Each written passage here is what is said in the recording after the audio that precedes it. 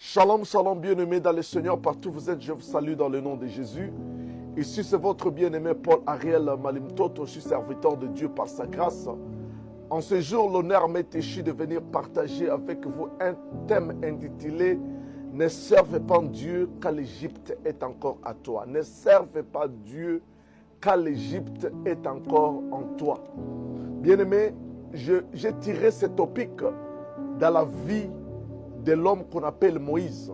Comme vous le savez, Moïse fut un homme que Dieu a choisi pour que ce soit par lui que le peuple d'Israël qui était esclave en Égypte sera libéré. Le peuple de Dieu, le peuple hébreu, a vécu dans l'esclavagisme près de 400 ans dans le pays d'Égypte. Mais Dieu a choisi Moïse. Mais c'est Moïse qui devait être libérateur. Quand il est né, il est allé vivre dans la famille de Pharaon. Et vous connaissez l'histoire, comment il est allé dans la famille de Pharaon.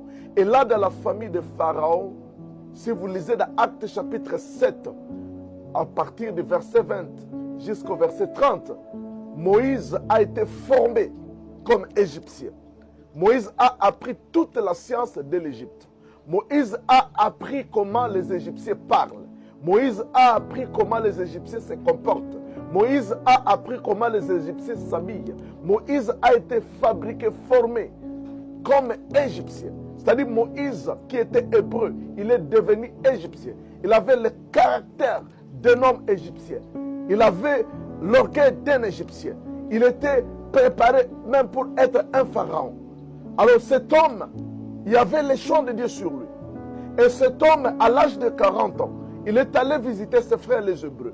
Il a trouvé que ses frères étaient dans la misère. Il a voulu libérer ses frères. Il a voulu sauver ses frères avec sa force, avec son physique, avec son intelligence. Mais ça n'a pas réussi.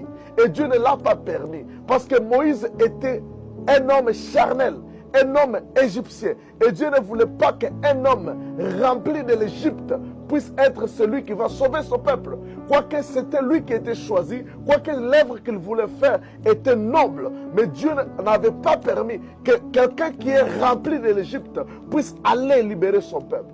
Bien-aimé dans le Seigneur, l'Égypte, c'est l'image du monde. Et l'appel de Moïse, c'est l'image de l'appel que Dieu t'a déjà donné. Peut-être tu es appelé à être prédicateur, tu es appelé à être prophète, à être pasteur, à être évangéliste, à être enseignant, à être, je ne sais pas, apôtre. Mais bien aimé dans le Seigneur, tu dois te poser la question, est-ce que l'Égypte est déjà mort à moi? Parce que beaucoup de gens aujourd'hui sont en train de servir Dieu et étant remplis de l'Égypte. Beaucoup de gens qui portent cette Bible sont remplis de l'Égypte, sont remplis du monde. La mondanité les domine. Ils sont pasteurs impédiques, prophètes impédiques, prophètes escrocs, apôtres, manipulateurs, pasteurs ivrognes. Pourquoi? Ils sont entrés dans la mission. Ils sont en train de faire quelque chose de noble, comme Moïse voulait faire quelque chose de noble. Mais l'Égypte était encore à lui. Et Dieu n'a pas permis que ce soit lui qui libère le peuple d'Israël à cette période-là, à cette saison-là. Parce qu'il n'était pas préparé. Il était violent, il était orgueilleux, il était menteur, il était colérique, il était charnel. Bien-aimé, tu ne peux pas servir Dieu par ton intelligence. Peut-être que tu parles et bon français, tu parles et bon anglais, tu parles et bon swahili. Et tu crois que ça, ce sont des éléments qui vont te permettre de bien servir Dieu.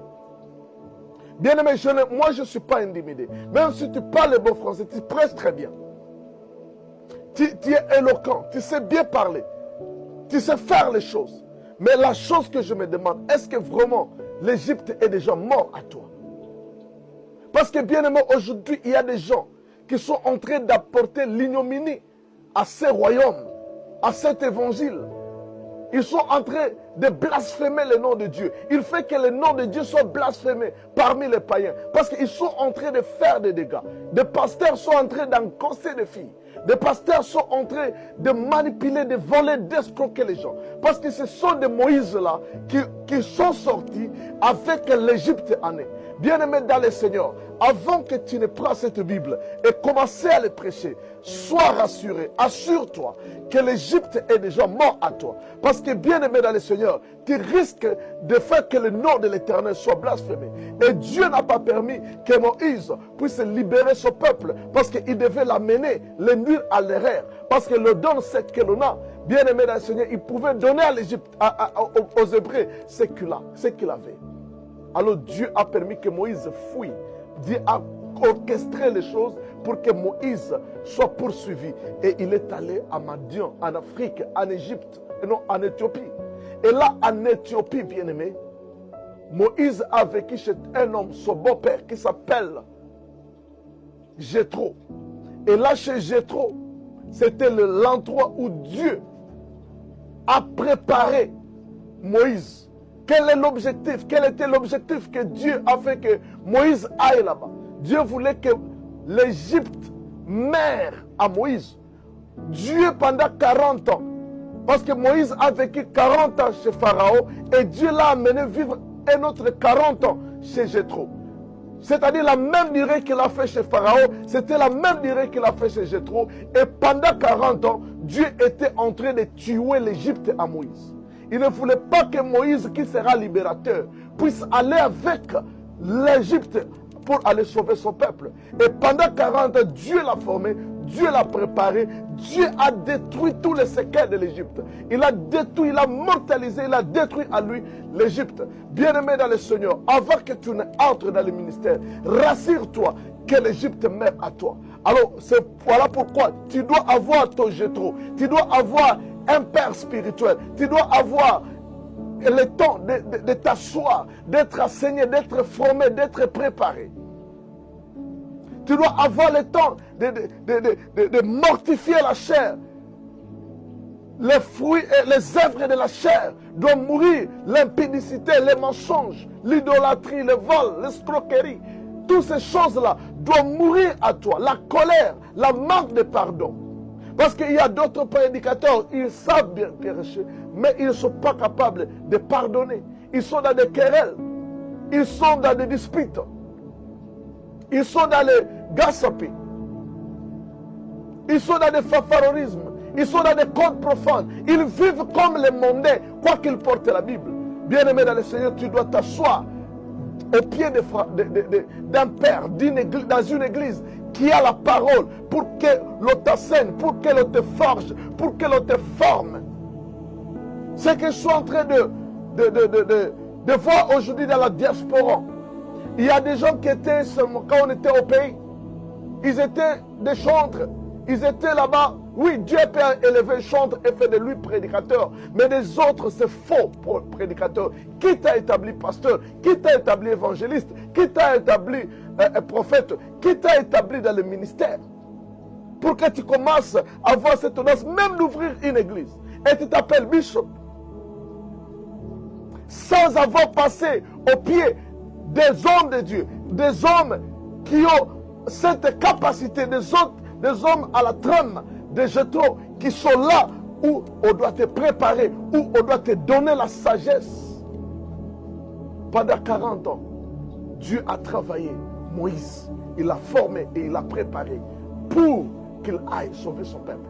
Au bout de 40 ans, à l'âge de 80 ans, Dieu s'est révélé à Moïse et il lui a dit, tu es prêt. Et Dieu lui a oué et lui a envoyé maintenant pour aller sauver son peuple. Et quand Moïse est retourné en Égypte, il n'était plus le Moïse charnel de l'âge de 40 ans. Il n'était pas le Moïse charnel qui voulait sauver Israël par ses facultés intellectuelles, par la force physique.